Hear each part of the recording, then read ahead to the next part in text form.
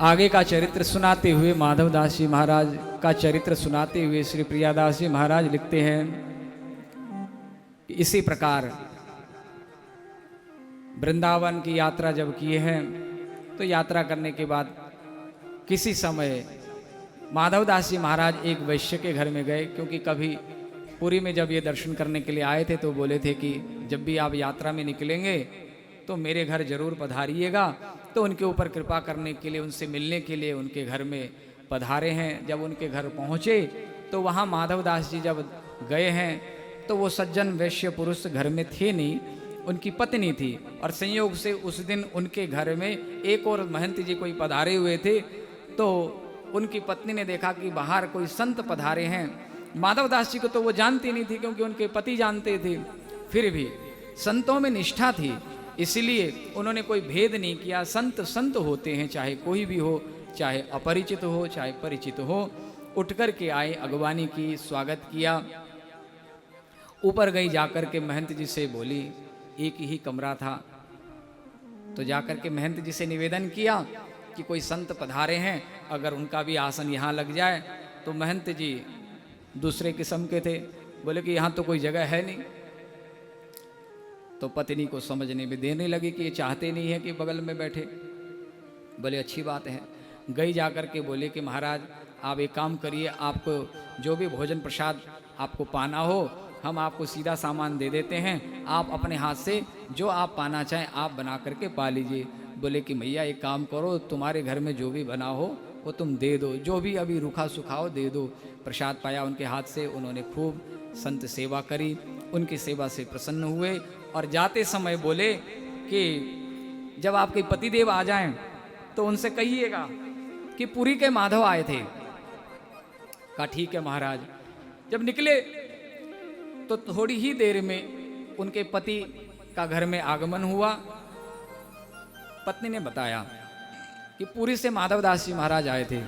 इतना सुनना था कि कहा देवी तुम्हारा और हमारा बड़ा सौभाग्य कि ऐसे उच्च कोटि के महात्मा हमारे घर में चरण पधारे। चलो चलो दोनों मिलकर के चलते हैं। और महाराज जी अभी ज़्यादा दूर पहुँचे नहीं होंगे, उनको पुनः लिवा लाते हैं। दौड़ करके गए पति पत्नी, और ये चर्चा कर ही रहे थे कि ऊपर जो महंत जी बैठे थे वो भी सुन रहे थे कि माधवदास जी महाराज, अरे उनकी तो चर्चा हमने सुनी थी कि ठाकुर जी स्वयं उनके साथ लीला करते हैं। उनका अभिमान दूर हुआ, दौड़ करके आए, तीनों मिलकर के गए हैं। जाकर के मार्ग में पकड़ लिया माधवदास जी को, चरणों में लोटपोट हो गए, घर में लेकर के आए हैं, पुनः उनका स्वागत किया है। तब माधवदास जी महाराज ने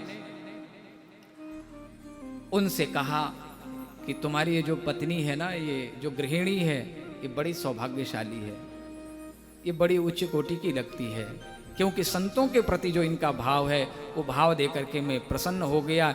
ऐसी भागवती पत्नी बड़े ही दुर्लभ से किसी को प्राप्त होती है, और तुम बड़े भाग्यशाली हो कि जिनकी संतों में निष्ठा हो, भगवान में तो निष्ठा हो, भगवान के भक्तों में निष्ठा हो। ऐसी पत्नी, ऐसी स्त्री जिसके घर में हो, वो पुरुष बड़ा ही भाग्यशाली होता है। ऐसे उनके भाग्य को मनाया, उनके भाग्य की सराहना की। और हमारे शास्त्रों ने भी इस बात की महिमा बार बार कही है। वो घर बड़ा धन्य हो जाता है, बड़ा भाग्यशाली है जिस घर में ऐसी माताएं रहती हैं। प्रायः घर संवरता ही माताओं से है, लेकिन जिस घर में ऐसी भाग्यशालिनी माताएं हों जिनका भगवान में तो अनुराग हो ही, भगवान के जो भक्त हैं भक्तों के चरणों में भी अनुराग हो।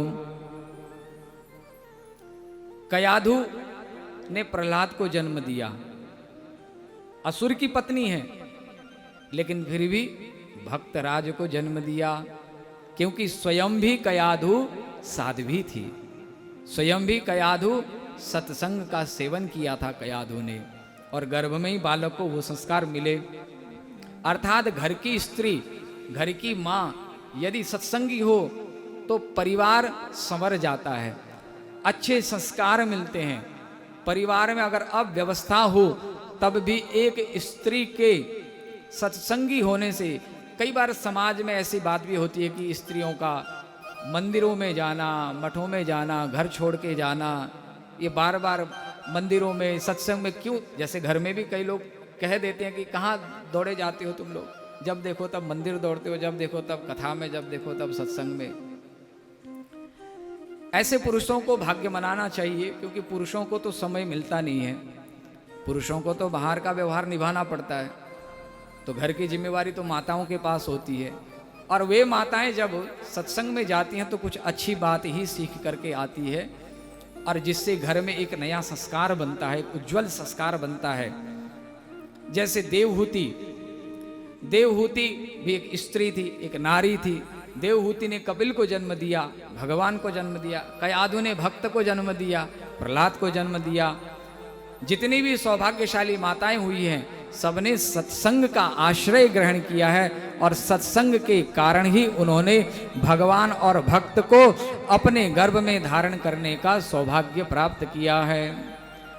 और हमारे यहाँ तो ऐसी मान्यता है, और विज्ञान भी इस बात को सिद्ध करता है। विज्ञान भी कहता है कि कोई गर्भवती स्त्री, उसको बड़ा सुरक्षित रखना चाहिए, उसको एक अच्छा वातावरण मिलना चाहिए, जिससे कि उसके गर्भ पर अच्छा प्रभाव पड़े।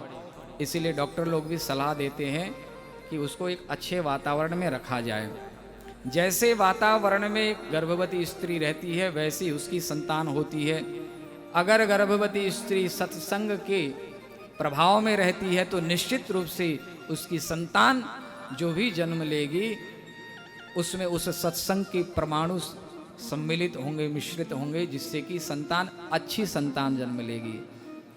जो माताएं सत्संग में जाया करती है, उनको एक अच्छा संस्कार मिलता है।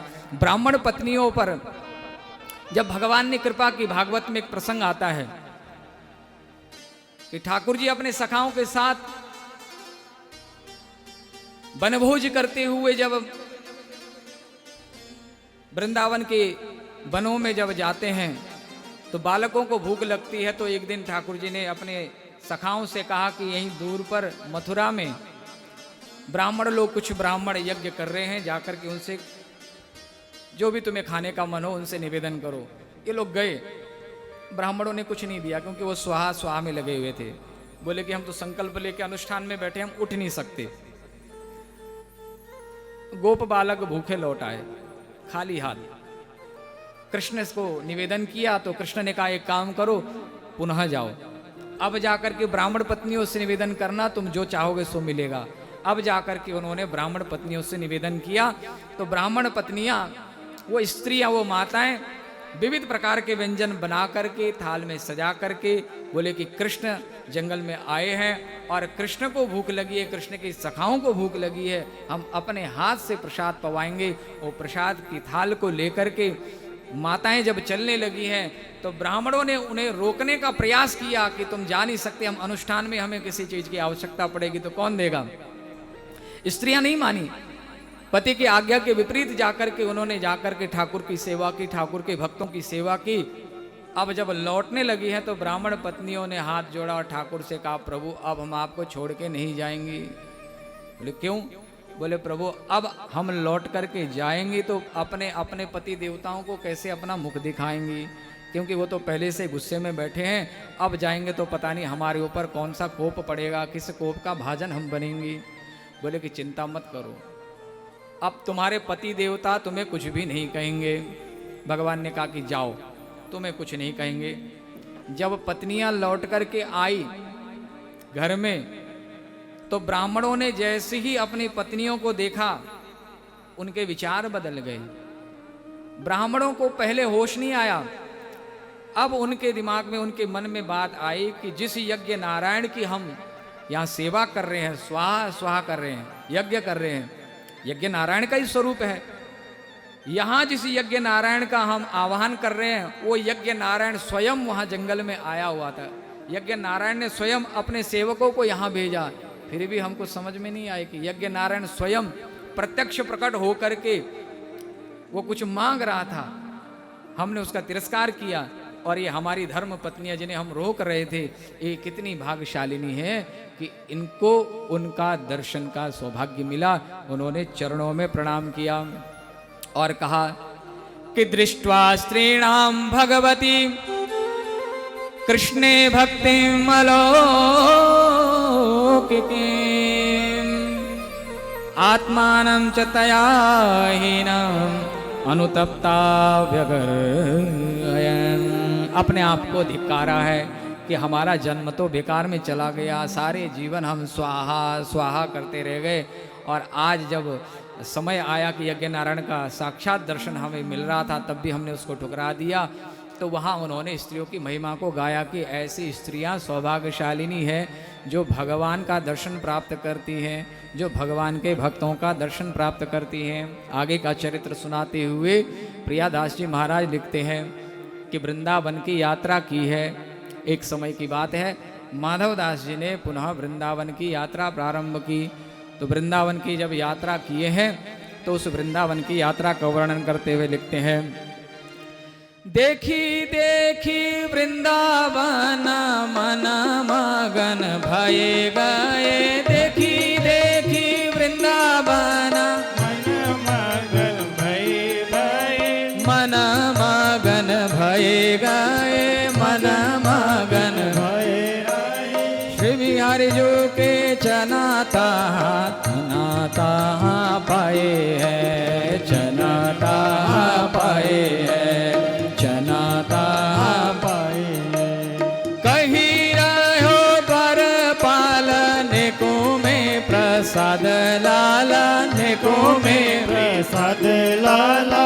नेको में प्रसाद लाला। यमुना रसल तट भोग सो लगाए है, भोग सो लगाए है, हाँ भोग सो लगाए है। माधवदास जी महाराज वृंदावन पहुंचे, वृंदावन का स्वरूप देखा, आहा उनको बड़ा आनंद आया।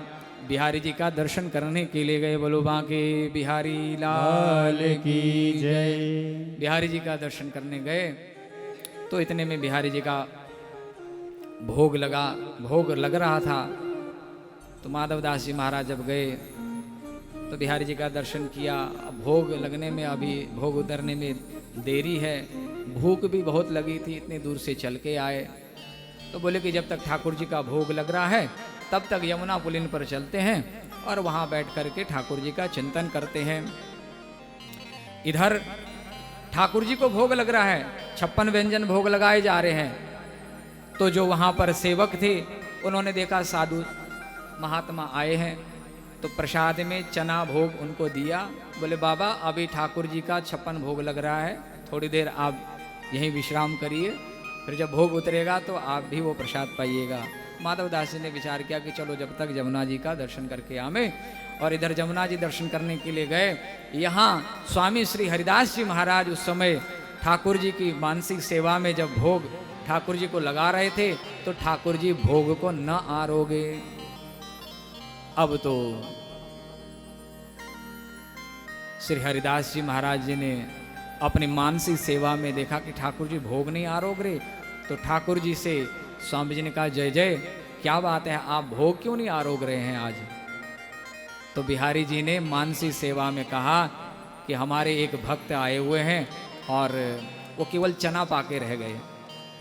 हम चाहते थे कि उनको भी ये भोग प्रसादी मिले, वो चना पाके रह गए, इसीलिए हमारा मन नहीं लग रहा है आज भोग प्रसाद पाने का। तो हरिदास जी महाराज को पता लगा कि माधवदास जी महाराज आए हैं, तो तुरंत ही हरिदास जी महाराज अपनी सेवा से उठे और खबर पहुंचाई कि जो संत आए हुए थे वो साधारण संत नहीं है, वो तो पुरी से माधवदास जी महाराज आए हैं, उनके लिए भोग राग की व्यवस्था अच्छी प्रकार से हो। ठाकुर जी को जो भी भोग लगा है वो भोग सबसे पहले माधवदास जी को पहुंचाया जाए। इधर स्वामी श्री हरिदास जी महाराज उनकी अगवानी के लिए आए, उनका दर्शन प्राप्त किया, दोनों रसिकों का मिलन हुआ, आपस में मिले हैं। 4 मिले 64 खिले, बिहसे 36 करोड़। तो आज जब दोनों रसिक जन मिले तो दोनों को आह्लाद हुआ और स्वामी श्री हरिदास जी महाराज ने श्री माधवदास जी महाराज को अंक से लगाया, कुशल क्षेम उनका पूछा और बिहारी जी की महिमा को श्रवण कराया, वृंदावन के महात्म्य को श्रवण कराया।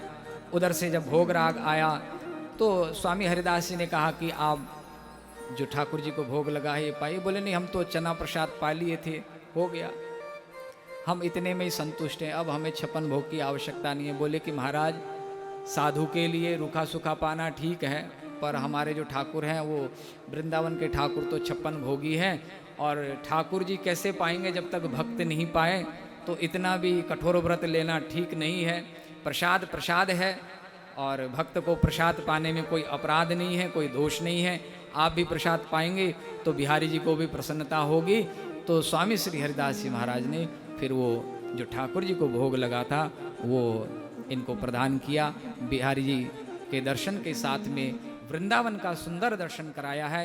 यह वृंदावन धाम कैसा है, तो बोले कि गुणातीतम मद्धाम प्रेम भक्ति स्वरूपकम वृंदाया चावनम यस्मात् वृंदावनम स्मृतम। यह वृंदावन कैसा है, बोले यह वृंदावन गुणातीत है, 3 गुणों से परे है। 2 प्रकार का वृंदावन का दर्शन होता है।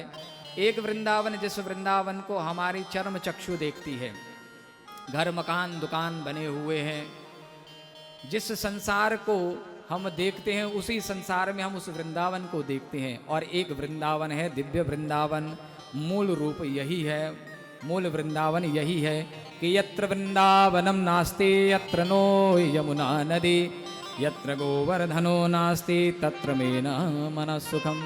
ये वृंदावन साधारण नहीं है।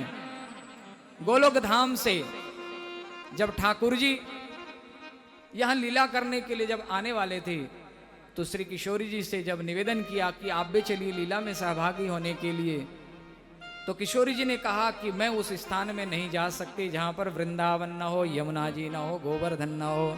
तो उस समय ठाकुर जी के हृदय प्रदेश से ये दिव्य धाम का प्राकट्य हुआ, और यहाँ पर यह दिव्य चिन्मय धाम का प्राकट्य हुआ हम सबके उद्धार के लिए। बोलो वृंदावन धाम की जय।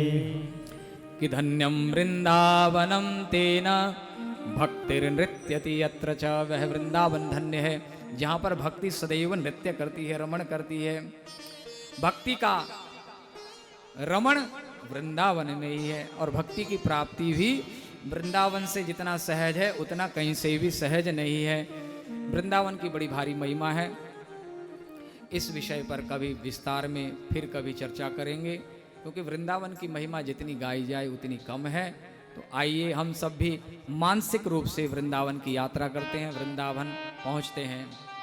श्री वृंदावन धाम की जय हो। बोलो भक्तवत्सल भगवान की जय हो। श्री वृंदावन बिहारी लाल की जय हो। जय जय श्री राधे, जय जय श्री राधे।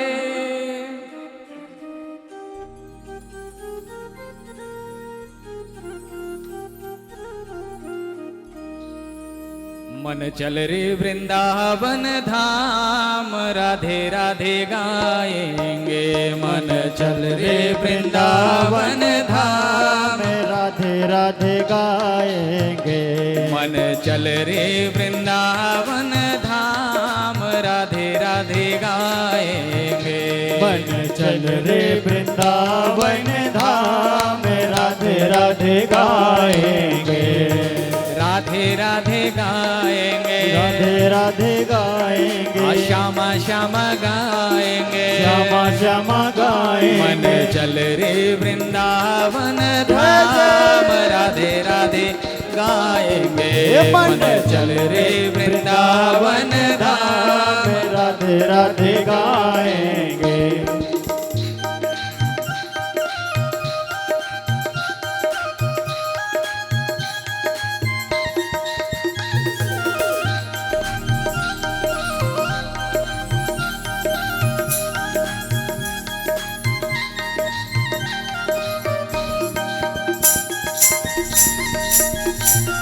श्री वृंदावन बिहारी लाल की जय हो।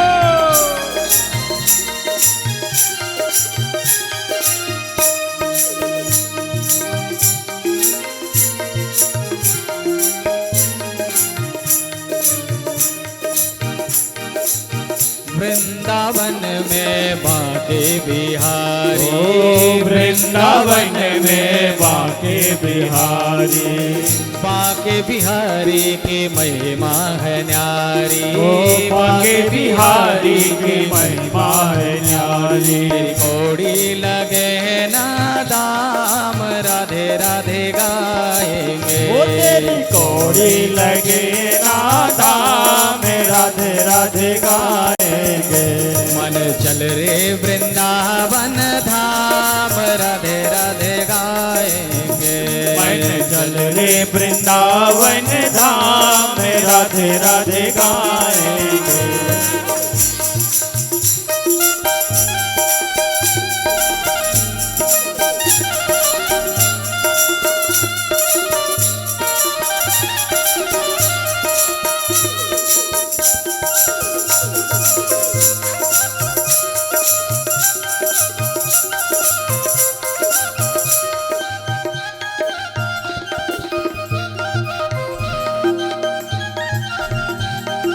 हरि बोल।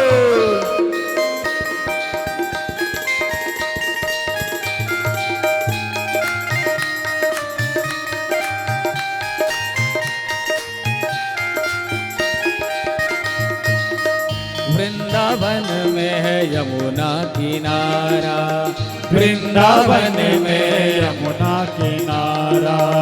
निर्मल नीर बहती है धारा, निर्मल नीर बहती है धारा। तोहे मिल जाए, तोहे मिल जाए श्यामा श्याम राधे राधे गाएंगे। मिल जाए श्यामा श्याम राधे राधे गाएंगे। मन चल रे वृंदावन धाम राधे राधे गाएंगे।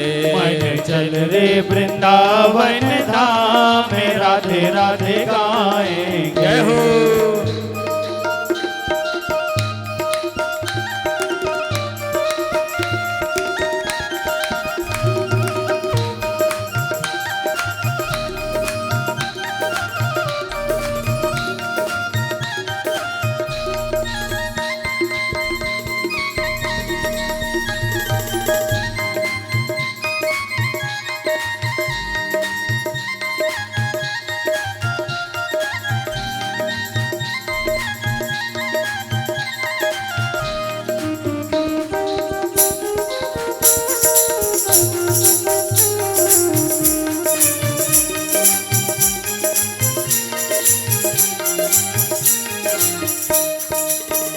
निधिवन जी की शोभा है न्यारी, निधिवन जी की शोभा है न्यारी।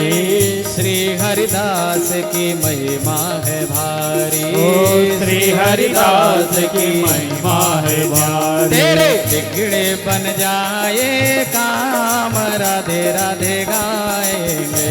तेरे बिगड़े बन जाए काम राधे राधे गाएंगे। मन चल रे वृंदावन धाम राधे राधे गाएंगे। मन चल रे वृंदावन धाम राधे राधे गाएंगे।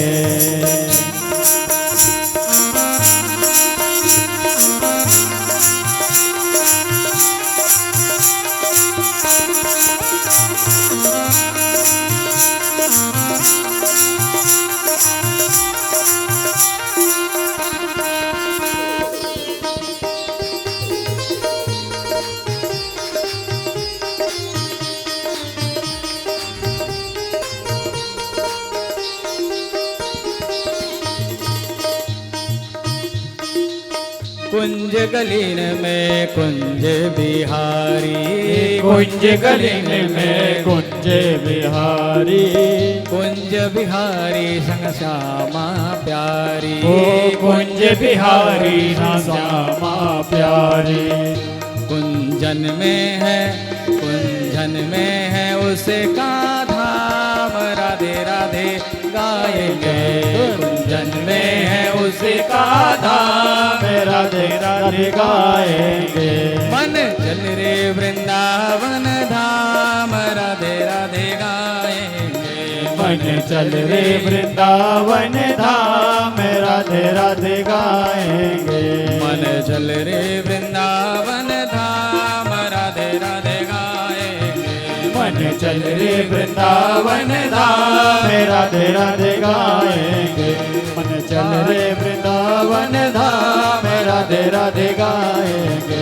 हाँ राधे राधे गाएंगे, ओ राधे राधे गाएंगे, राधे राधे गाएंगे, राधे राधे गाएंगे, श्यामा श्यामा गाएंगे, राधे राधे गाएंगे, राधे राधे गाएंगे, राधे राधे गाएंगे, ओ श्यामा श्यामा गाएंगे, श्यामा श्यामा गाएंगे। चल रे वृंदावन धाम, राधे राधे गाएंगे, मन चल रे वृंदावन धाम, राधे राधे गाएंगे, मन चल रे वृंदावन धाम, राधे राधे गाएंगे, मन चल रे वृंदावन धाम, राधे राधे गाएंगे, चल रे वृंदावन धाम, राधे राधे गाएंगे।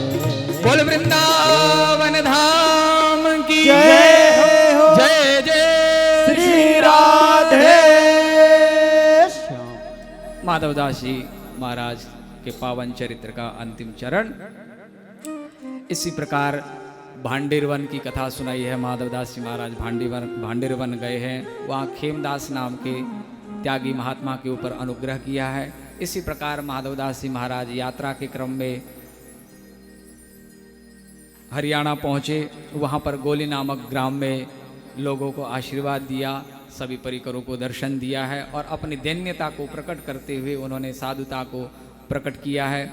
इसी प्रकार यात्रा के क्रम में ही वे अपने जन्म स्थान पहुँचे। अपनी माता जी का दर्शन करने के लिए उन्होंने विचार किया कि चलो मार्ग से होते हुए ही चल रहे हैं तो हाल खबर ले लें, माता जी कैसी हैं। अब यहीं से नज़दीक से होकर के जा रहे हैं और उस समय उनकी कीर्ति बहुत फैली थी।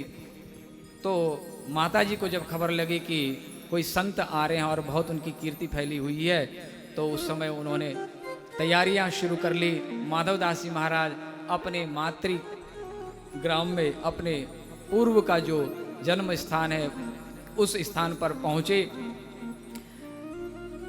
अपने पूर्व के आश्रम में जब पहुँचे, माता जी का दर्शन मिला उन्हें। माता जी तो पहचान नहीं पाई, क्योंकि पहले जब गए थे तो स्वरूप अलग था। अब जब आए हैं तो अब बूढ़े भी हो गए हैं और फिर बाबा जी भी हो गए हैं, तो दाढ़ी मूछों से जो है स्वरूप ढका हुआ है, तो पहचान नहीं पाई।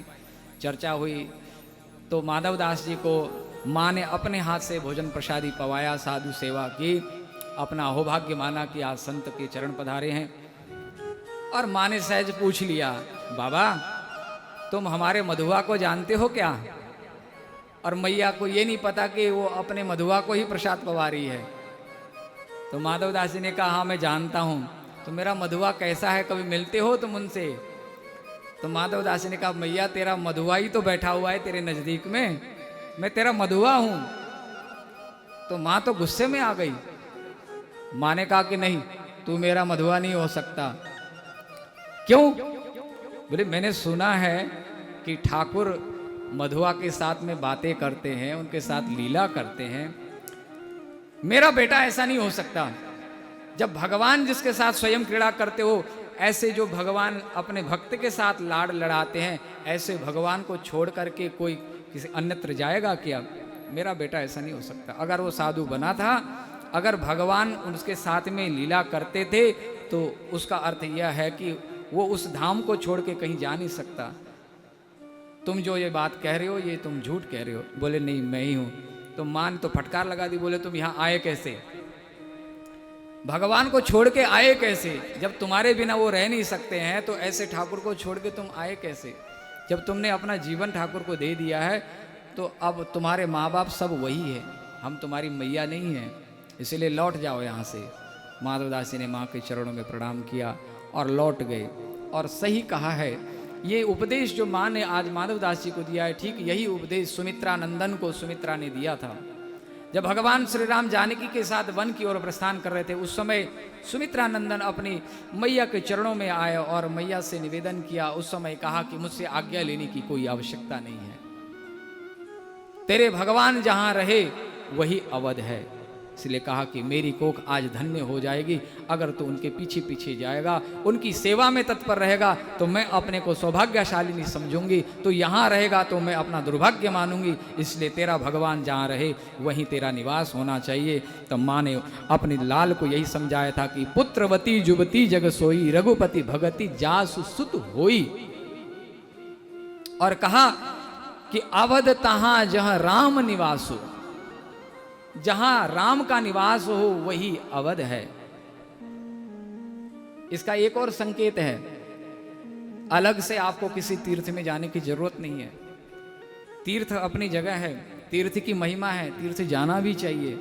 लेकिन अगर आप नहीं जा सकते हैं, आप घर में ही हैं, घर में रहते हुए भी तन आपका घर में है और मन आपका धाम में है, तो समझना कि आप धाम से दूर नहीं है। तन धाम में है, मन संसार में है, तो धाम में रहना भी व्यर्थ है। लेकिन धाम से बाहर होते हुए भी हमारा मन अगर धाम में लगा हुआ है तो आप धाम से दूर नहीं है। इसलिए ऐसे लोगों को मन में कभी दुख नहीं मनाना चाहिए कि हम धाम नहीं जा पाए। अवध तहां जहां राम निवास हो, जहां भगवान की भक्ति है, भगवान का भजन है, वो हृदय प्रदेश ही अवध है, वो हृदय प्रदेश ही वृंदावन है। इसी प्रकार भगवान ने जगन्नाथ ने माधवदास जी के साथ अनेक लीलाएं की हैं। भगवान की लीलाओं का कोई पारावार नहीं है। ऐसे दिव्य संत पुरी के श्री माधवदास जी का चरित्र, जिनका संबंध भगवान के साथ था और भगवान ने उनके साथ बड़ी सुमधुर लीलाएं की है, ऐसे माधवदास जी के चरणों में बार बार वंदन करते हैं, प्रणाम करते हैं। और ऐसे जगन्नाथ भगवान के चरणों में भी वंदन करते हैं कि जिस प्रकार से माधवदास जी का चित्त भगवान में लगा हुआ था, जिस प्रकार से उनका जीवन बना, जिस प्रकार का दैन्य उनके जीवन में था, ऐसी दैन्यता हमारे जीवन में प्रकट हो, ऐसी भक्ति हमारे जीवन में प्रकट हो और ऐसी ही कृपा हमारे ऊपर ठाकुर की बनी रहे। ऐसे बार बार विनती के साथ, निवेदन के साथ में माधवदास जी के चरित्र को आज यहीं विश्राम दिया जाता है। इस पुष्प को यहीं पर ही ठाकुर जी के चरणों में अर्पित करते हैं।